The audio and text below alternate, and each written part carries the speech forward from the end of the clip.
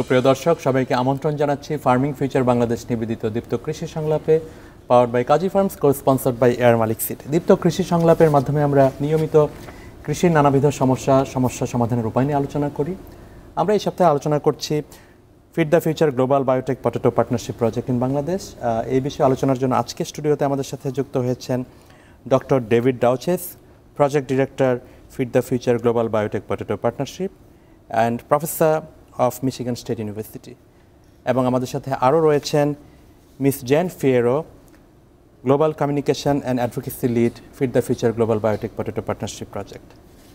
অনুষ্ঠান সঞ্চালনায় বরাবরের মতো রয়েছে আরিফ আপনাদের সাথে। দর্শক, আমরা সম্প্রতি লক্ষ্য করেছি বাংলাদেশের বাজারে আলুর দাম বেড়ে গিয়েছে। আলুর উৎপাদনশীলতা বরাবরের মতো থাকলেও আমরা আলুর দাম নিয়ন্ত্রণ করতে পারছি না, এবং মাঝে মধ্যে আমরা লক্ষ্য করি আলুর নাভি ধসা রোগের কারণে অনেক সময় উৎপাদন ব্যাহত হয়। আমরা আজকে আলোচনা করব আলুর নাভি ধসা রোগ প্রতিরোধী জাত উন্নয়ন নিয়ে বাংলাদেশে কী গবেষণা কার্যক্রম হয়েছে। এই বিষয়ে আলোচনার জন্য আজকে স্টুডিওতে আমাদের সাথে ডক্টর ডেভিড ডাউচেস রয়েছেন, যিনি আন্তর্জাতিক খ্যাতিসম্পন্ন একজন বিজ্ঞানী, আলু নিয়ে গবেষণা করছেন দীর্ঘ সময়। আমরা সরাসরি তার কাছে জানতে চাইব। Professor David Douches, welcome you to this talk show, Deepto Krishi Sanglap. We are very fortunate to have you today among us.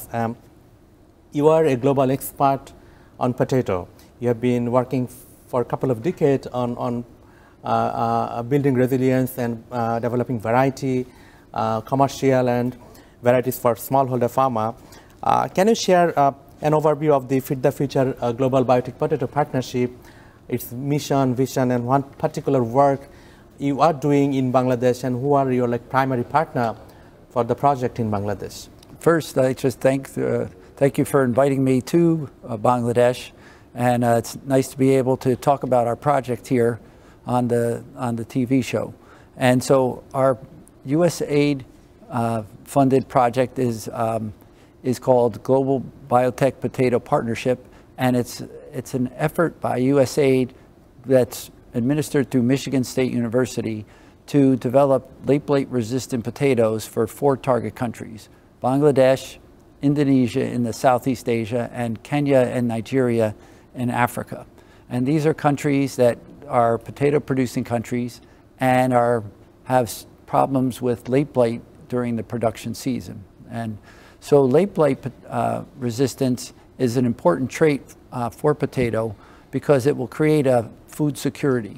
And we were able to do this through biotechnology because previous work by many great scientists around the world identified genes for late blight resistance.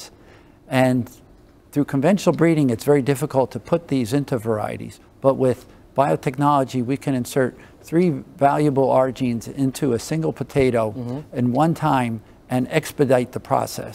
And so we can create those potatoes and then take them to the field immediately. And so this is really exciting technology to have in hand. And you think that this technology will benefit smallholder farmer in all these 4 countries?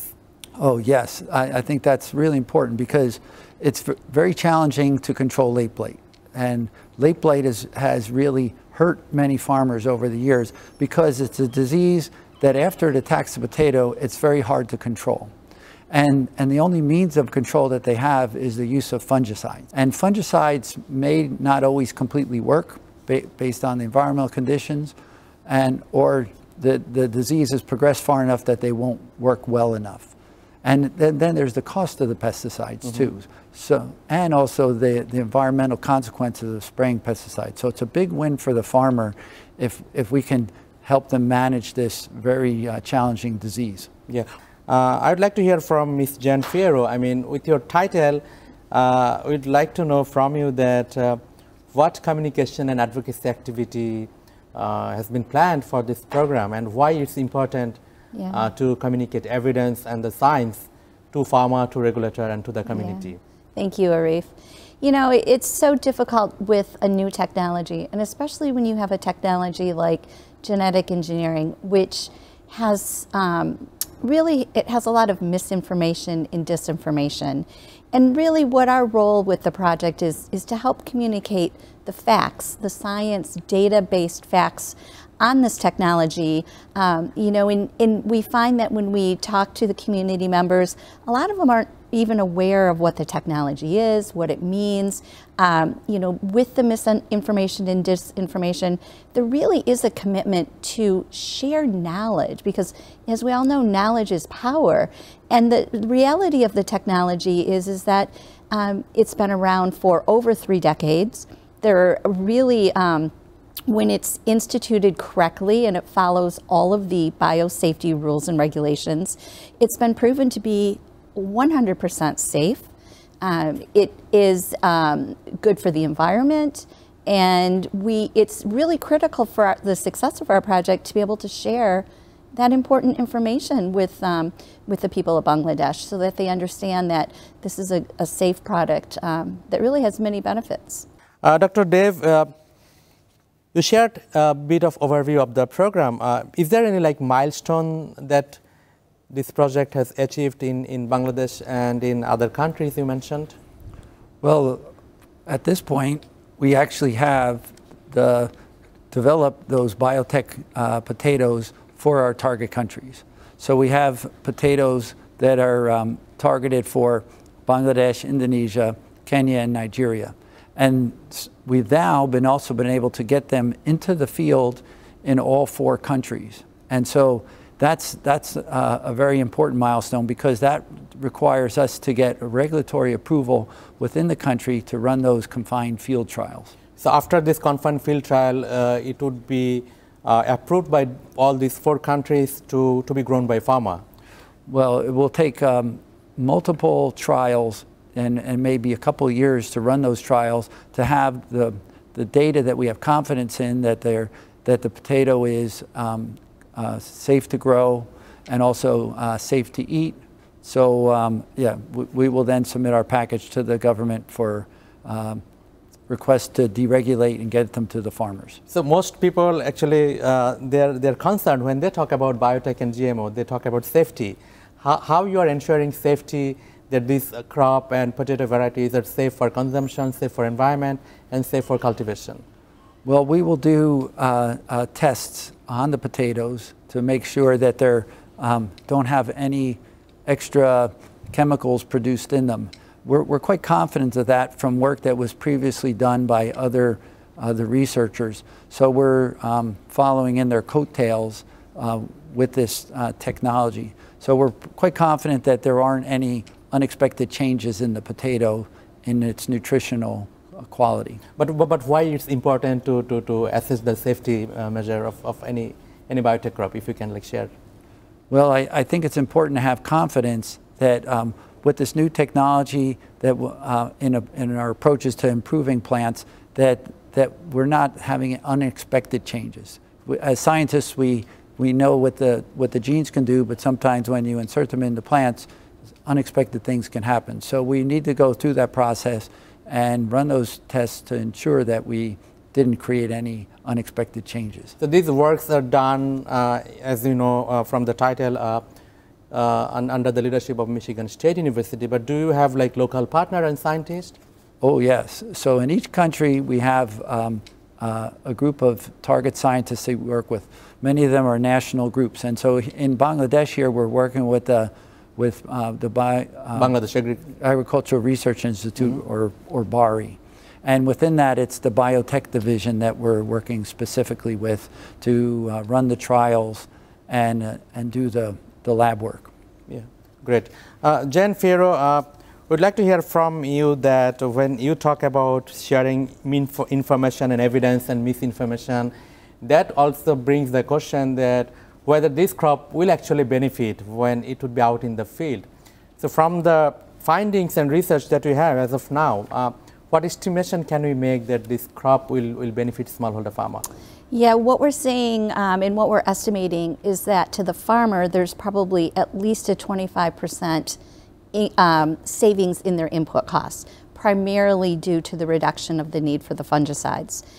In addition to that, what we're seeing is, because we know we have a stable product that's not going to be challenged by this disease, we have very stable yields. So what that allows for the farmer is a little bit of peace of mind in knowing that now I don't have to worry about late blight. My crop is expected to yield, and I'm a little more confident in perhaps now maybe I was growing a half hectare, now maybe I can grow less than that and I can achieve the same amount of yield, and so it allows me other opportunities to share perhaps in other uses for my land. So those are a couple of those, and we're hoping to see from that that this also equates to better livelihood for smallholder farmers, gives them opportunities to try to have different uses for their disposable income, and so we're really very excited about the potential impact. Great. Dr. David Douches, you spent significant amount of your professional time, your research, building capacity, knowledge of different community, including students and scientists and researchers about potato. You have seen the transition of potato sector. Tell us a little bit of it, like how potato become a cash crop and how it's an important food both in global south and global north, the transition that happened.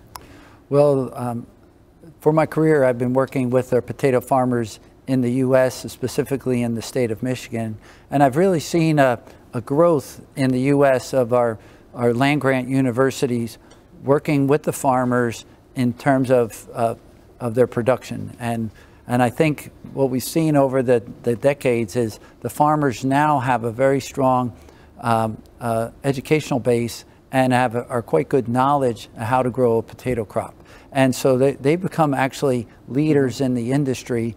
And as university scientists, we partner with them to do the research on their farms to help them continue to move forward and produce a productive and healthy crop that can be consumed. One priority that we have for Bangladesh is making agriculture and agricultural activity both commercial, and now government wants to make agricultural sector efficient. How that can happen, I mean, through biotech, GMO, and beyond that? Any idea you want to share? Well, the potato is a great crop in which a farmer can actually benefit economically. From what I've seen over my career is that farmers like to grow potatoes, one, because it's a great food crop, but it's also a crop that they can sell and market and bring money to their farm. And the reality about farming is that the farmers need to be able to sell their crop, make money, and invest in their families and in their farm for the future. So potato is a great crop in which to create that financial and development for their farm. And so I think if with our biotech potato, with the financial savings that they'll have, that they'll be able to invest more in the development of better production practices, which will continue that cycle of improvement. And so, in my opinion, these countries can have a lot of room to improve their production, and so starting with good varieties that protect them from the disease is one component of that. So most of the time there are some like misconception that if it's a like biotech crop, would it be like cheaper for the farmer to grow, and whether they will have access to the variety? What's your plan on that? So our product is being developed through the public sector, and so and through our USAID funding, there is not going to be any profit generated by this product that goes back to the U.S. government. It's really for the benefit of the farmers, and so the U.S. benefits if other countries can be self-sustaining in their food. That's the value that we get out of it. So so the farmers are going to benefit from a potato that doesn't cost them extra money but gives them higher productivity. Jan Fierro, we have heard this term like smallholder farmer economic benefit. And when we talk about the global productivity in value proposition, 80% of the global food production been done by smallholder, I mean from global north. And women and youth are like a major stake for smallholder. Yes. What do you think of them with the lens of this like global biotech potato partnership project in Bangladesh and in 3 other countries? Yes, Arif. As we know, especially women and youth in agriculture have a huge impact on the outcome. And our project in looking at the biotech potato really is focused to benefits also towards women and youth. And we understand and know through research and data that uplifting these groups has enormous impact on food security. And so we definitely are focused on ways to bring more women and youth into the project and to introduce the potato and to have them experience gains from that. Yeah, with that one question comes again in my mind that when we talk about sustainability of any project or product, it's not only investing on the advanced line and variety development, it's also like investing on human capital. Yes. So how this project is actually benefiting local scientists and local institute in building their capacity around biotech and GMO? Yeah, thank you for that. So the project is really focused on human and institutional capacity development. Our whole goal on this is to not to provide the technology, but to share the technology and to share the knowledge and the expertise on how to use the technology. So, you know, we have partner scientists from all of our countries that gather at different critical laboratories globally to do additional training. It's our hope and goal that as we move the project forward, we're always looking at pipeline products, right? Because you always just don't want the one, it's like, well, what needs to come next? Right. And in developing that, we're really looking to the National Agricultural Research Institutes as really shifting from being more of the partner to really being the leader, bringing the technology in at early stages so that they are the ones driving the actual transformations. They have the technology so that when this project goes, you know, they're able to continue with that innovation well forward into the future. That would be like fantastic. Dave, we have to wrap up our program, but climate change is like big major concern and issue in global south and global north, particularly for smallholder farmers that we have in Bangladesh. Do you think that these tools like breeding tools like biotech and GMO, they can create some solution for smallholders in this part of the world? Absolutely. And that as the climate changes, our diseases and pests that challenge production kind of change. In some places that it becomes more difficult. And with the biotech project, we're starting it with the late blight resistance, but we have a second generation of potato coming down the line that will work on late blight and also against the viruses that attack our crops. And the viruses are transmitted by the insects. And so with climate change, we know that these will help these potatoes be more sustainable in the production cycles. Any take-home message for our farmers and the audience that we have, the viewers? Is I think the farmers need to be our innovators. They need to take this technology, take it to their farms, and show how it can lead to better production. Thank you. Thank you, Professor David and Ms. Jen Fierro, for sharing your knowledge and expertise through this discussion program. দর্শক, আজকে আমরা আলোচনা করছিলাম global biotech potato partnership প্রকল্প নিয়ে, যেটি USAID এবং feed the ফিউচারের অর্থায়নে বাংলাদেশে পরিচালিত হচ্ছে। বাংলাদেশ কৃষি গবেষণা ইনস্টিটিউট এবং ফার্মিং ফিউচার বাংলাদেশ সহযোগী প্রতিষ্ঠান হিসেবে কাজ করছে এই প্রকল্পে। আমাদের এই প্রকল্পের উদ্দেশ্য হলো নাভিধসা রোগ প্রতিরোধী আলুর জাত উন্নয়ন এবং কৃষক পর্যায়ে সেই জাত পৌঁছে দেওয়া। আমরা আশা করি উন্নত এই গবেষণাগুলো স্মল হোল্ডার ফার্মার বা ক্ষুদ্র এবং মাঝারি কৃষক যারা রয়েছেন, পাশাপাশি কমার্শিয়ালি যারা আলু চাষ করছেন বাংলাদেশে, তাদের কাছে পৌঁছে যাবে। খাদ্য নিরাপত্তা নিশ্চিতকরণে এই প্রযুক্তি এবং প্রকল্প গুরুত্বপূর্ণ ভূমিকা পালন করবে সেই আশাবাদ ব্যক্ত করে বিদায় নিচ্ছি। ফার্মিং ফিউচার বাংলাদেশ নিবেদিত দীপ্ত কৃষি সংলাপে, powered by Kazi farms, co sponsored by air Malik seed. Deepto কৃষি সংলাপ দেখুন প্রতি শুক্রবার বিকেল 4:30 দীপ্ত টিভিতে। সবাই ভালো থাকবেন, নিরাপদে থাকবেন।